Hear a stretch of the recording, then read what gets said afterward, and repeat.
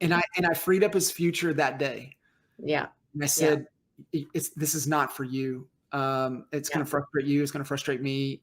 You need to go be somewhere to where tenacity is not, in alignment to your skill set, what you need to Yep. be able to be in an environment with that.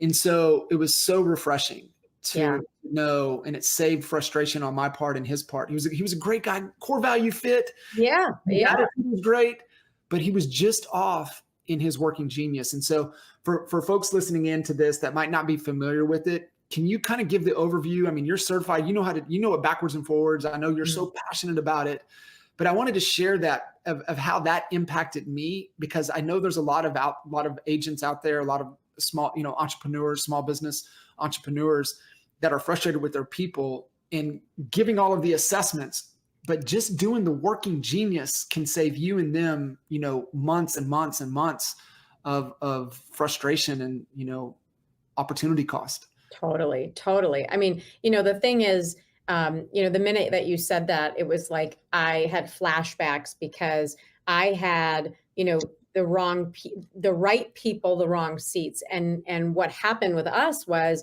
once we discovered working genius, my operations manager at the time, Terry, discovered it. And I literally saw it, and I'm EOS, visionary integrator. I had Kristen, actually, you introduced me to her as a fractional integrator. And so what we realized very quickly, the leadership team we started with, we no longer have. And you love people, and there may be a core value fit. They may be nice people, but they're not going to fulfill the role. What got us here won't get us there with that talent pool, with that skill set. And really, I think some of them got so annoyed that when we started to do these assessments, they felt we were weaponizing them because we were using them to weaponize, which was ridiculous. But that's when people feel a little intimidated, a little insecure.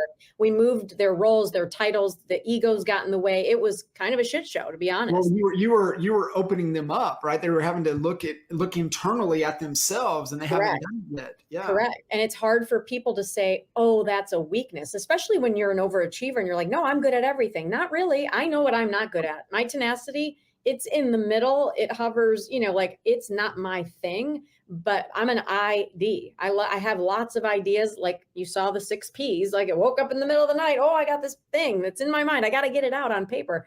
And then I can poke holes in things. I follow my gut, and so I'm using that discernment.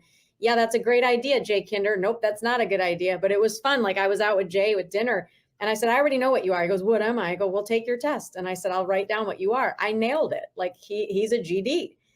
He's go. You put Jay in front of a crowd. What is he going to do? Galvanize the crap out of him. Yeah. And then he knows when he sees a good thing. He doesn't have all the ideas. He researches, realizes it's a good idea, makes it even better with his discernment, and then goes fast. And that's the beauty of Jay.